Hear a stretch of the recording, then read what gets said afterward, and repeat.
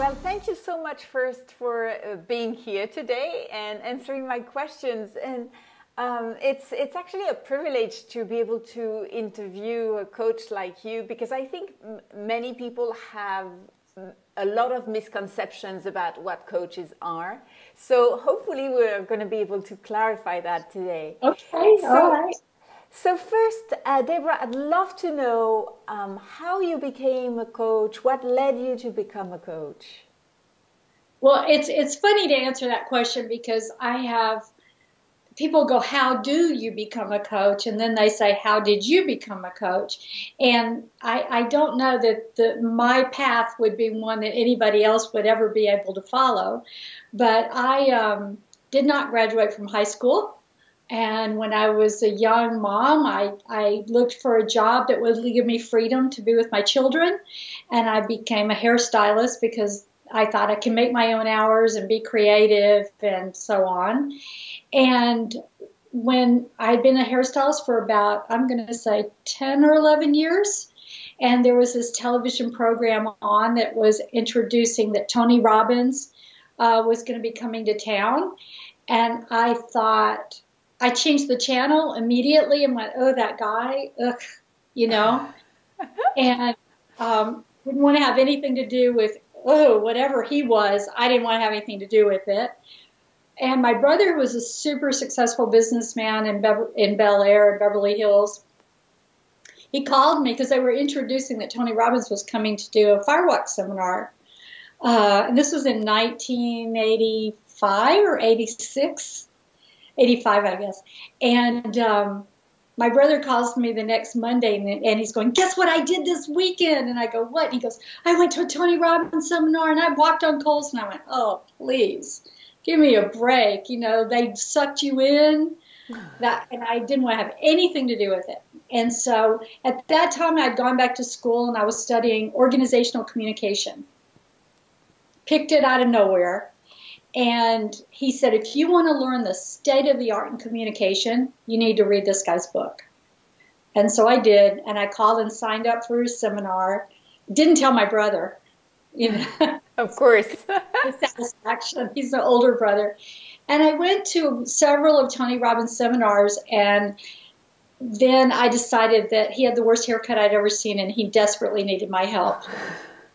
And so I convinced him at a seminar, to let me cut his hair. And we became friends. And then I started going to the events as a trainer. And 4 years later, I was the director of training for his company. And I had many roles there at the company. And as I got promoted, I kept getting promoted out of what I felt like I loved. Mm-hmm. But they needed me, and I felt responsible, and they told me, you know, we really need you to do this, we really need you to do that. So I kept going, okay, reluctantly. Mm-hmm. And finally, I was to the point that I hated my job so much I couldn't even stand it. I just hated it. And I decided I just had to get back to what I loved, which was training. And we didn't really have a word called coaching back then. Mm-hmm. Yeah. We just helped people. How did he himself actually perceived? He didn't perceive himself as a coach. We literally did not have that word. Yeah. So how would he describe himself when he was doing what he was doing? We always struggled with that. Oh, we really? did because we just helped people with their issues. But we couldn't ever say we were therapists or anything like that, right? We couldn't say that because we weren't. Yeah. We weren't licensed or anything. And so it was a weird thing, like we just didn't have a word for it. And I'm not sure where it came into play that people started using the word coach. Mm-hmm. Yeah. And probably about 10 years ago or so. I'd like to come back to what you said, Debra. Which book was the first book you read? The first book I read was Unlimited Power. Mm. And Tony Robbins had studied with with John Grinder and Richard Bandler and John Grinder. And they started something called NLP, Neuro-Linguistic Programming. And they had studied a great hypnotherapist named Milton Erickson. Mm-hmm. They were therapists, and he was very successful with his people, so they went and studied him, and then they wrote down what he did, and they put names to it. That's interesting. And so they created a technology that they called neuro-linguistic programming. And Tony was one of the first people that was not a therapist that talked his way into the training. So he wrote Unlimited Power for the layman, for regular people, because what they were teaching was only being taught to therapists. And that's why my brother was saying, if you want to learn the state of the art in communication. And I quit school after I read Unlimited Power, because I went, oh, this is what I want to learn. Because when I was in school, I felt like it was all very academic, and it didn't feel to me useful, because I was in my late 20s, early 30s, so I wasn't 18 in school. Yes, of course. And it felt a bit disconnected from reality. I remember thinking, this won't really work in the real world. Yes. When I started reading Unlimited Power, I went, now this will work in the real world. Yeah. Mm-hmm. And so I started practicing everything I learned with all my clients. So they started calling me and saying, I don't need a haircut yet, but I really need to talk to you. And again, this is before we had a word for coaching. So I was helping out my clients and doing phobias and doing all kinds of crazy things with them. And somewhere along the line, the word coach came into play. And so Tony Robbins' company finally started a coaching department because we had not ever had that. So people would go to a seminar and it was great, but when they came home and they really wanted to integrate it into their day-to-day living, yes, it was hard to do. Mm-hmm, right? Some people did better than other people. One of my friends that I met at the first event that we went to, he and I began to talk 2 or 3 times a week and coach each other. Yes, of course, to make sure you stayed on track from what you learned at the seminar. Yeah. Mm-hmm. And then I did a lot of, after I left the company, I did a lot of in-house business consulting, and it was around communication and sales, but it's basically communication. To me, it like kind of boils down to that, whether you're communicating to yourself or to someone else. Yeah, it's just probably not much different than what you did when you were a hairstylist. It's just more structured when it went as Tony Robbins' company became what it is today. Everything became more structured and organized.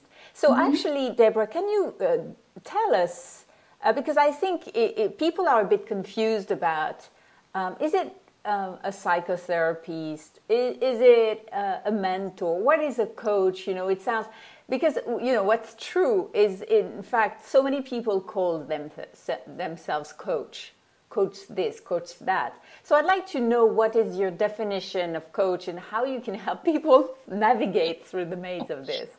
Well, I can only give you my perspective because I don't think there's a real right answer to that question.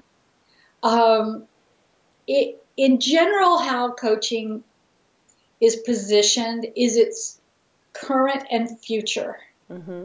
We don't spend very much time in the past. So we're not analyzing what occurred when you were 3 and 7 and 10 and 12 and 15 and all that, right? We're saying, where are we right now?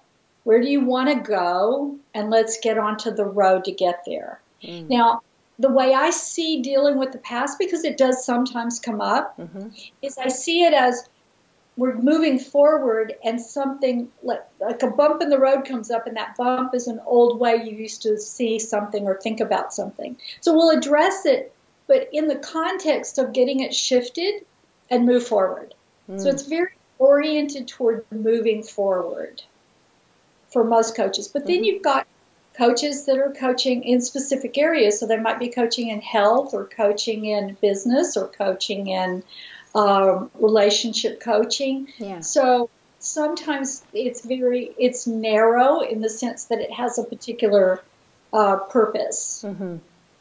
So it's very purpose oriented, very driven to a goal that you define with the client, basically.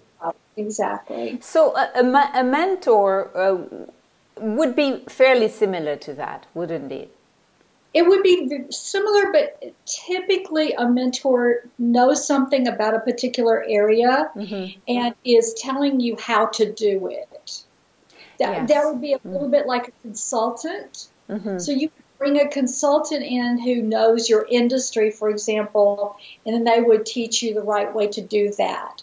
Where coaching, sometimes coaches do some of that. They do have some experience and share that experience with you, but it's more about pulling from within that person and helping them to use them themselves to get there.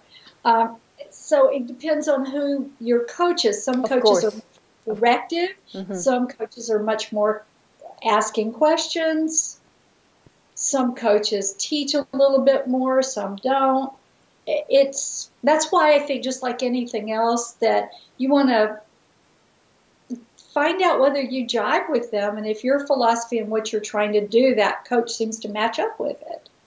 Yeah, I think at Tony Robbins, they do a pretty good job in identifying actually what you're looking for in order to pair you and offer suggestions of the right coach for what you're looking for at the stage of your life you are in. I think they do. I don't actually remember exactly how they do that. Most likely through a questionnaire. I don't see how they would do it differently. Yeah. But because it's true that each person brings their own flavor to the coaching.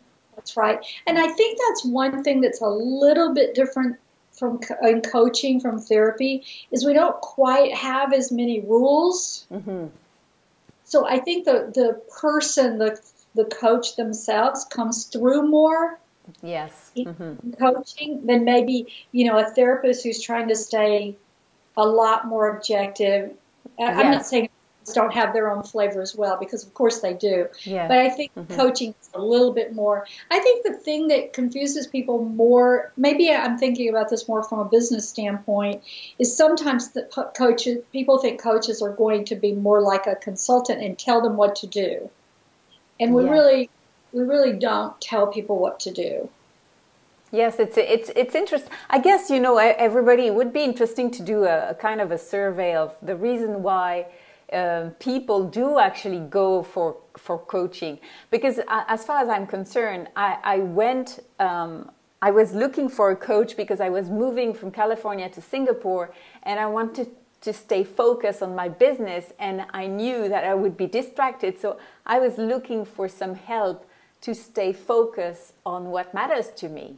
So I guess it's very specific, and yeah, it really is. And the other thing that's funny is a lot of times the reason someone comes to coaching, it opens up other things for them. And the way I think of coaching is it's about getting to where you want to go. So it's either there's a problem you're wanting to get past, like stay focused, or there's opportunities you want to take advantage of. Yes. It's mostly not about fixing you. Yes. I think this distinction is very important. It's not about fixing. And I mean, the reason why, ladies, if you listen, I absolutely love coaching, is that my perspective, and it's only mine, of course, it feels a bit like a mirror. A mirror that reflects sometimes not necessarily what you want to see, but what is reality in what you say. Or what you feel, and so it gives you the opportunity to take that distance that allows you to make decisions probably slightly differently than you would have if you didn't have that. Do you agree with that? I do. So Debra, you have an extensive experience and many clients, and I'm curious to know if there is a gender trait that you could share with us between your client, male and female. Well, the first thing that pops in my head, because I have typically on average, I'll have about 65% of my clients will be men. So it's been very interesting for me as a woman to have this relationship with men that is so different from my personal interaction with men previously, right? So it's like I see them differently. Mm-hmm. But the first thing that pops in my head is women, I'm not going to use the word complain, but they express their concerns about men considerably, significantly more than men express their complaints, express their concerns about women. Oh, okay. Okay. Like, I mean, really, it's significant. It's a significant difference. And just to clarify, when you're coaching all these people for their business officially, right? No. No. At Tony Robbins, we really address all, because we feel like it's a wheel of life. So you got relationships, health, business, finance, money. We're not telling people what to invest in or anything like that, but we're coaching them to take action in those areas if those areas are not where they want them to be. Mm-hmm. So some it's business. Sometimes people start, like I said, the reason people come to coaching, sometimes it changes, mm-hmm. because sometimes people start with business things, and then this is the other thing I notice is that with men, they'll start with business more frequently than women. Not always, because a lot of women are coming for business reasons as well. But they'll start with business, and it'll be about the 4th, 5th, 6th time that I'm talking to them, and they'll go, could maybe, can you, and I already know what's going to come is, can we talk about relationships? But it's like really hard for them to get it out, and then their ability, they're ready to nix it fast. Like their window that they can talk about it is really narrow. Not all men. I mean, I'm generalizing, okay? But it's a common thing where women are right away going, so, la, la, la, la, la, la, la, la, about men, right? But, so yeah, some people come because they want to lose weight. Some people are coming because they want their business to take off. Some people are coming because they're having relationship issues. It really... That's one of the reasons I love coaching with Tony Robbins' company, because his events attract such a broad range of people. Yeah. Like, and so it's fun for me because I like the variety. And at one point I had a sheep rancher in Iceland and a housewife, a woman who stayed on with her family in Norway, and then a high well-known surgeon in Spain, and then all across the U.S., I think it was 11 countries, and just all kinds of different people for different purposes. Well, I think that's you're making a very good point, because the reason why I really wanted to interview you is that I wanted to let people know that it is not only for the high flyer, or it is not only for the managerial positions that do have coach and benefit from coach. In fact, that brings me to my next question, which is, I deeply believe myself that everybody with life as it is today would benefit from having a coach. And I'd like to know if you agree with that statement, and why. Well, I have a little caveat to it, and it's funny because you were asking how I didn't kind of go all the way to how I got in coaching, but when I was first working as director of training, my job was at the events. Mm-hmm. So when people were being challenged or they had something come up at an event, I would work with them and then get them back into the event. So it was it's almost like triage right? And so I had been traveling all over the world. I wanted to come back and live in the U.S. And by that point, that Tony had started a coaching department. So I decided to coach because I could stay home and not travel. And I'd been traveling for over 20 years, and I was really ready not to. And when I first started coaching this style where I'm with people through time, I thought, what in the world will I talk to somebody about more than 3 times? Right? My experience had always been in, out, or had been coming into a business and boom, out. So I really didn't know. I not only what would I talk with them about, why would they be bothering to talk with me more than 3 times? We just needed to get it handled, you know. And what was so incredible is what you said.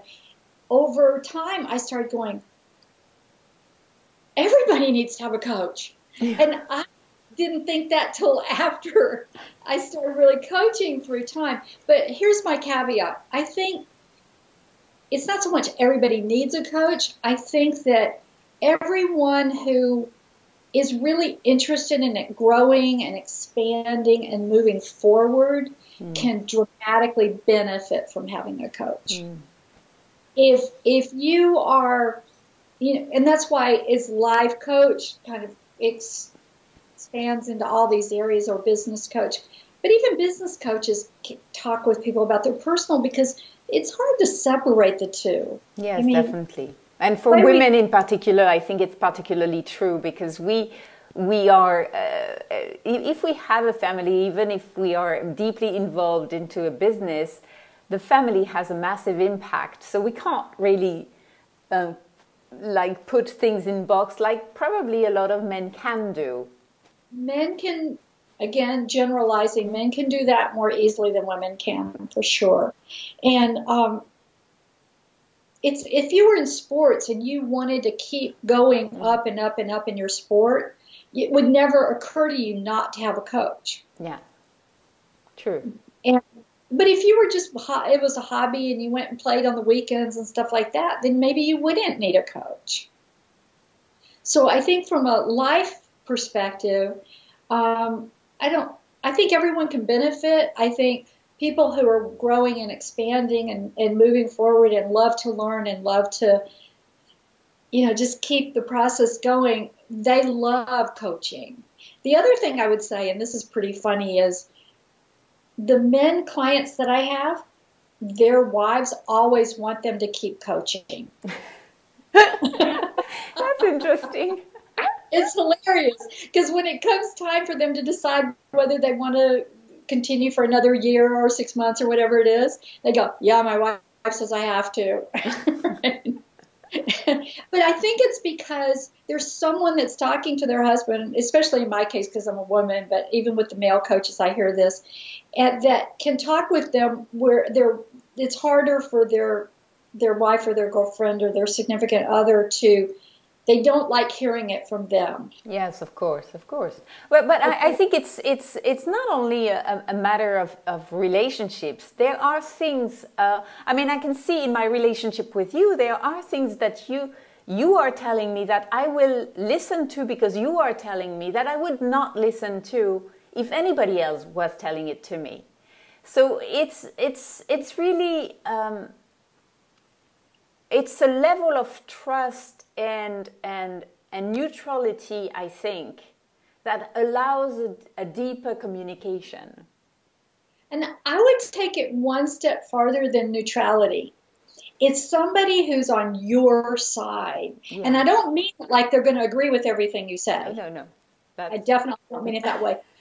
But if you've got a good coach relationship, you know that whatever they're saying or whatever question they're asking you or whatever way they're challenging you, they're doing it out of a desire to help you do what you're really wanting to do. And so, and they don't, it's like having a friend that doesn't have that has skills, yes. Right? I think we actually, sorry, Debra, I just interrupt you 1 second. I think next I want to come to these skills because okay. I think it's very important too. Sorry, please keep going. Yeah. No, they have skills and they're not directly affected. This is the neutral part. Their life isn't affected when your life is affected. Yes. So there really isn't any other agenda. And I don't mean agenda in a negative way. Yeah. Even if you're a friend, they're when you're hurt, they're hurt. Yes. Their life is affected, or it's just got some tentacles to it. So and skills, because that was, even when you were saying about it's kind of like when I was a hairstylist. One of the things that was so exciting to me when I was a hairstylist and I started learning these skills is that I actually had a better way to communicate with my clients. And just an FYI, my business doubled in 1 year. Yes, when I was most likely. Yeah, I did better as a hairstylist in that year. I mean, I probably did, but not double. Yes. But there's something changed in how I was communicating with them. Of course. And I think, you know, the reason why I want to talk about skills is that what people don't necessarily know unless they read a lot of self-help books, and even so it's very theoretical, and you don't necessarily know when to apply what.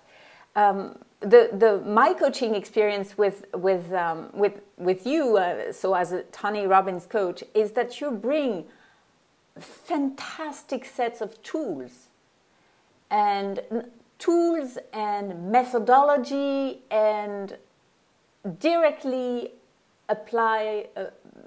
applicable. I'm not sure that's English, but you see what I mean. Applicable. We say applicable. Techniques.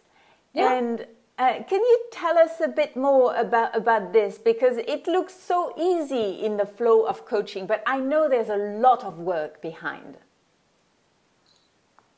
Well, I think, I can't speak for other coaches, but I think with us that we have, Tony is incredible. I mean, he's been in the field for 40 years now. I've known him for 32 years at this taping or what we're doing. And the guy, well, I remember one person that was in an event said, Tony Robbins is like a big giant juicer. He reads everything and sees everything, and then he extracts the best parts and gives them to you in a way that you can take in. And so we have the training with him. Me in particular, I've been with him for so long. But I also think that coaches this is what they do, so they love it, and they're always learning from there's so much good stuff out there. So I think the coaches are like big giant juicers too, because they're extracting and then being able to pull up the tool that's needed.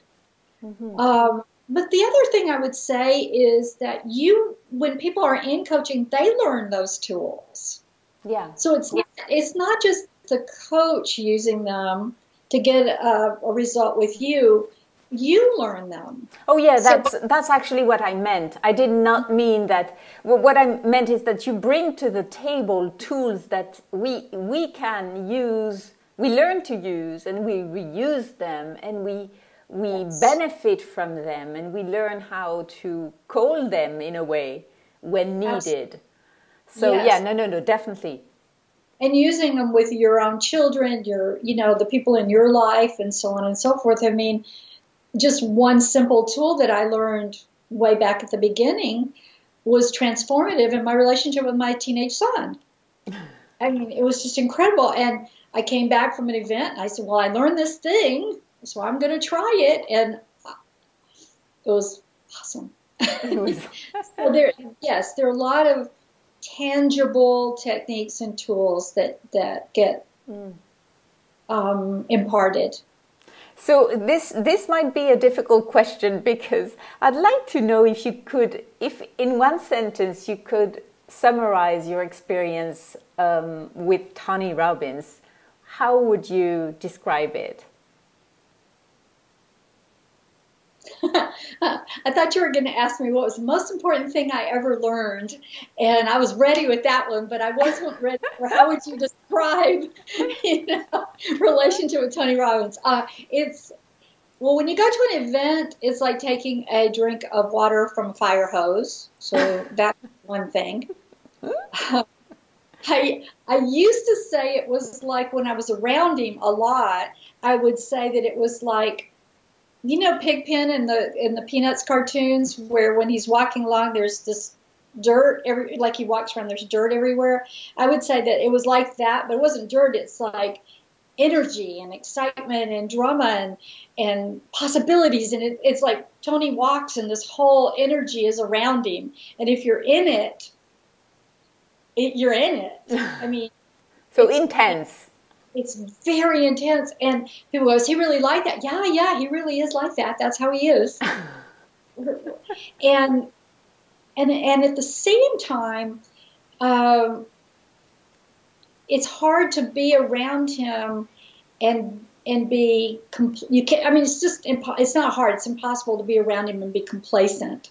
Of course, you just can't. I mean, you're in. It's like you get challenged to expand. Yeah, constantly. Constantly, and he calls it stretching when you stretch yourself. And I remember one time going up to him and saying, I just want one day where I don't stretch, just one. Steve, I have stretch marks all over me. So, what did he say? Oh, he just laughed. He thought it was funny because I was screaming and yelling about all my stretch marks all over me, in my brain, all over my body. But I can't think of an environment I could have been in for that window of time that would have offered me everything that I got from it. It was amazing. I have to say now, I love going to the events and everything, but I also, this week I turned 65. so I am sort of enjoying something that's not quite that intense. And what I love with my clients is, how adults feel when they get around kids at Christmas? Yeah. It's like they get to feel Christmas over again because they share the excitement. So what I get the most excitement and energy from now is people that are wanting to do things. Yes. And I'm a part of their journey. I feel like I'm the adult at Christmas time. Yeah. And I get to re-experience it and get the energy and the fun and the excitement of it. And then I'm sitting back going, hello. So for me personally, I know there are a lot of coaches that are still in that. They're in a different part in their life. But I like coaching at this juncture a lot. So from what you've understood from your various experience with women in general, so women, how do you think coaching benefit them specifically? Well, my first thought is I have a little bit of a hard time just going men and women, right? I mean, just generalizing, even though I've been generalizing. I think that one of the most important things, and it's become a philosophy of mine in coaching in general, and that is to coach to people's strengths. So I really believe in helping people identify, discover what their real strengths are, and help them develop those strengths and maximize those strengths. So now let me tie this back to women. I think in our culture, one of our biggest strengths as women is our feminine spirit, that thing that makes us women. And we've somehow, culturally, almost like shut that down, especially women who are wanting to succeed in business. Yes. And so they're trying to be men, they're trying to be the masculine version of themselves, of what they think you need to be in business. Yeah. And I think that one of the things I'm able to help women do is rediscover their real power and strength in their feminine nature and be able to take that and utilize that in business, because they have an advantage that if they're trying to be like men, they're taking their own advantage away from themselves. Yeah, that's interesting. Right? And instead of going, whoa, how do I use that? And when they do that, not only do they have more of an advantage, and as long as they know how to use it well, yes. Not only do they have more of an advantage in business in a way, they're more whole, they feel more fulfilled, they're happier. Because, like we were saying earlier, they don't compartmentalize as well as men do. So if they go try to be this over here and this over here, it doesn't kind of really work. That's so true. I think that's very, very true, because when you said women are more complaining or expressing their feelings, initially it's I think what we have all, the difficulty that we have in connecting with this ability that we have to be everything at the same time. So even if we are mothering our child, we're still the business person, or we're still the social person.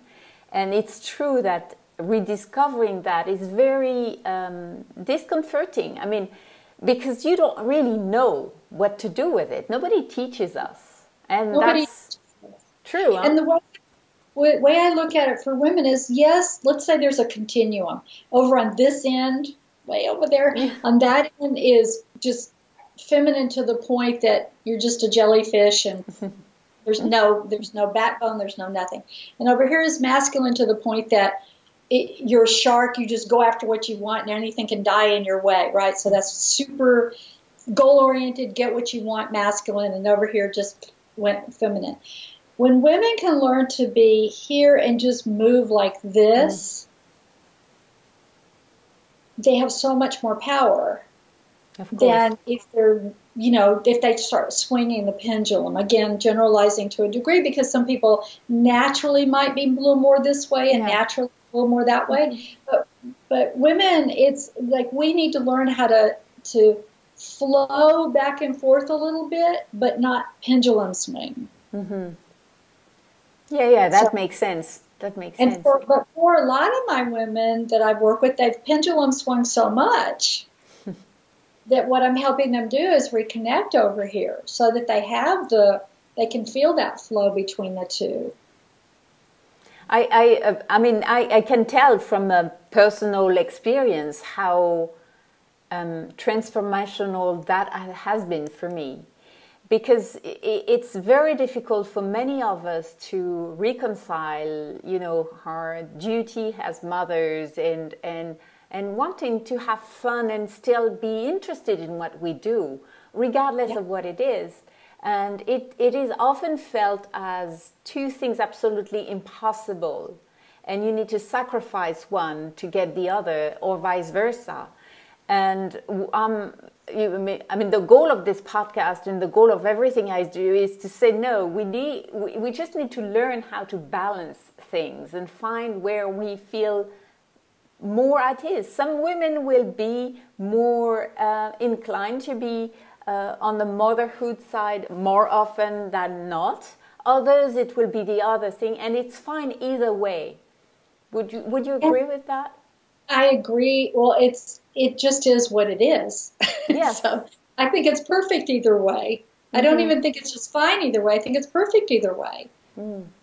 And the other thing is Oprah Winfrey has a quote that is, you can have everything you want. You just can't have everything you want at the same time. And I know that's not exactly what you're saying, but I would just say that you might balance it more for this window of time here. Again, not pendulum swinging, but you might balance it a little more this way for a period of time and balance it a little more that way for a period of time. Because one of the beauties, again, that I get excited about where I am coaching, because I coach differently now where I am in my life, my age, just... you have the experience that you probably didn't have before. Experience, everything. I coach differently now than I did when I was 35. Of course. Makes sense. Because I do. And so from my perspective, I see the whole, not the whole, because I've got, how much ever long, another lifetime probably, but we think we've got to do everything this minute. Yes. And they really don't. Yeah. We really don't. When my kids were a certain age, then I did different things than when they were babies. And it's not that I worked. I worked when they were little, but when I became a hairstylist, the reason I became a hairstylist, like I said before, is because I had a job as a legal secretary, And one day I went in and my son was sick and I said, can I go take my son? You know, I got to go take care of my son. And the person said, yes, of course.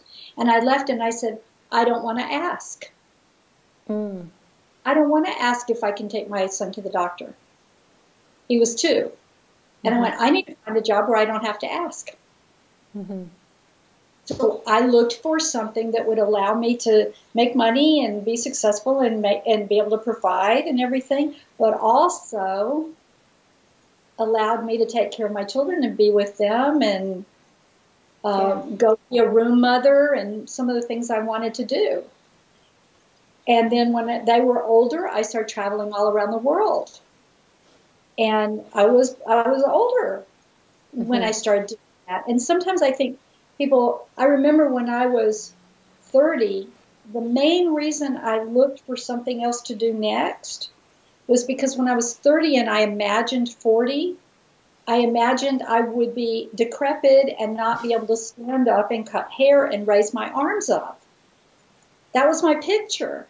So I had to, find what I was going to do when I was so old, 40, when I was so old that I couldn't move anymore. That's why I went back to school. I mean, that's literally why I went back to school. And, then I got to be 40 and I was like, that's hilarious that I thought that. But I think sometimes people are putting so much pressure on themselves. They've got these beliefs about what you can and can't do at this age, or you can and can't do woman, definitely. Or what you can and can't do, pick it. And I'm just here to say, oh, wow, it's so different than that. Yes, I think that's a very important message. You know, I have many friends that are about my age, so we're going through menopause at various stages, and so they question their life at that point, and they question what is going to be their value in the future. So hearing your message and your perspective, I think, one of the things that was particularly key for me in that coaching experience is, which I think is extremely valuable for women, is putting ourselves back into reality of time. You know, one of the experience, you remember when we went, the first time we went through my to-dos list, and my to-dos list was just unrealistic. Bottom line, unrealistic. And you can only feel like a failure when you put yourself through a to-dos list that is unrealistic. I remember there was one client and she was just going, I don't know what's wrong with me. I don't know what's wrong with me. I did what you said. I have my list and it's prioritized. And I only got through a third of my list on Monday and I was really working hard to, stay focused and do it. And I said, okay, let's just do a little trick. So I said, send me your list. And I just went through and I said, how long is that going to take for really? Yeah, real. Mm-hmm. Honestly, sincerely, not what you imagine or not what you think it should take. Yeah. Or what you think. I say I'm a super optimistic person. I go, the only place that I don't allow optimism is in time management. Right? Because I think things are going to take 20 minutes that really take 4 hours. That's my tendency. Mm-hmm. So I know this one well. Right? So we went through the whole thing and got her to put real time frames in. And this list that she was feeling so badly that she hadn't accomplished would have taken, not including breakfast or everything that takes time. Just her normal stuff during the day, not including that, just stuff to do, was like 26 hours. And she was feeling bad, like what's wrong with me that I didn't get through my list. And we ladies, listen to this, because I think we are so many to make that mistake. So many, because as you said, our to-dos list don't include things that we need to do, which is having breakfast, having lunch, having some spare time. Right. I had one person just go, let's just go through the things that we never consider as a thing. Right? And it was like 4.5 hours. Of course. Yeah. It's just stuff that we're not even including, but it's there. So that's the other part. And so when you just go, hey, whenever I hear somebody go, I'm trying to get everything done, I go, stop right there. Let's share a little tidbit with you. You're not going to get everything done. Yeah. You're not, right? So let me get the most important things done. And even then, I can't make the most important things be 23 hours when I've got 4. So when you're honest, I call it being honest with yourself, real. When you're really honest with yourself and real about how long things take, you'll be better able to prioritize. And you're more efficient. You're much more, because then you're going to go, okay, if I really only have 2 hours or 4 hours out of all this, what is genuinely, truly most important? And I'm not going to get everything done. And if you can relax about that and go, look, you can fight it, but it doesn't change it. So, what do you want to feel? Do you want to feel rushed? Do you want to feel less than? Do you want to feel, pressured and stressed? Or do you want to be happy? And this goes back to feminine energy, right? Do you want to be in flow? Do you want to be shine and be radiant? Do you want to love your life? Yes. Or do you want to be, you're still not going to get everything done either way. True. Right? Be all stressed and wigged out and crazy about it and upset and feeling bad, and you still aren't going to get everything done. Or you can stay more in your best energy and open and in flow and be honest and real and do the things that are truly, genuinely most important. But you've got to value. You've got to value. In order to do that, I think you have to really value your well-being, and you have to value your spirit over the to-do list. That's very important. Yeah, very, very important. You need to value. But again, this is why coaching is so important, because so many people don't even know where to start valuing themselves. And that's across men and women, actually. That's exactly what I was just going to say. To be totally fair, men are going through the same thing. Yeah. Right? It kind of shows up a little bit differently, generally speaking, but they have those same issues, because our modern world, it's, as people are doing more and even making more money and everything, they're not as happy. True. Right? And it's because they're just adding. Yeah. And not valuing those like core things as much. And they think, if I could just get this done, or could just have that happen, or just have this, then I'll be. And the truth is, not really so much. No, yeah, true. And that's, I think that's what I love about the coaching experience with Tony Robbins, is that the ultimate goal is to feel good about yourself. Yeah, he says that, he teaches the science of achievement, which is the producing results part, and the science of fulfillment, which is the being in your true spirit and loving your life. Because if you achieve without fulfillment, those are the people who have famous celebrities and people like that, or people who've made gazillions of dollars, who kill themselves. Because they get all that fame, they get all the fortune, and then they're still not happy. And so he's he's certainly, if you ever see him, obviously he's a results-oriented guy. He's a man. He's, let's go, right? But he's so also about the heart, and understanding that if you have all that and you're not fulfilled, you don't feel good, you're not at peace inside yourself, it's not going to be worth it. So my last question, Debra, will be, do you have a coach for yourself? Well, I I do and don't. And so my best, closest friend in the whole world has been a coach for 30 years. Mm-hmm. So yes, I do, because mm-hmm. she's my coach. Mm-hmm. And but I don't have like an official coach, mm-hmm. and I'm a coach. So I don't. It's different than my friends that aren't coaches. Yes. Right, because we really do coach. Mm-hmm. If that's kind of like what I was saying when I first went to the event, the person I mentioned that we were talking to each other 2 or 3 times a week and coaching each other. We were really coaching on what we had learned at the event. It wasn't that we just became friends. So, yes, but not officially.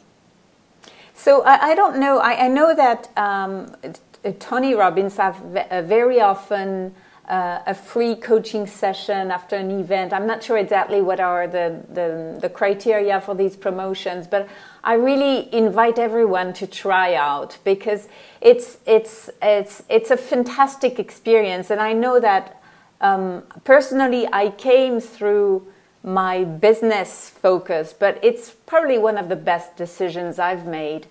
And I don't think you need to start a business to really benefit from having a coach. Yeah, I mean, like I say, people come for all sorts of reasons. And I think that the most common one is somebody wants to move forward. You know, whatever it is they want to move forward in. They want to move forward in their business. They want to move forward in their health. They want to move forward in their relationships. They want to move forward. All of the above. Yes. But I would say you want to take, this may sound bad to say take advantage, but I want to take advantage of life. Yeah. No, I'm saying when it's all said and done, I want to just go, that was so cool. You know, talking about my whole life. And that's my check-in. Yeah. You check in every so often, and I say, if today were the day, could I go, that was awesome, I want to go do it again.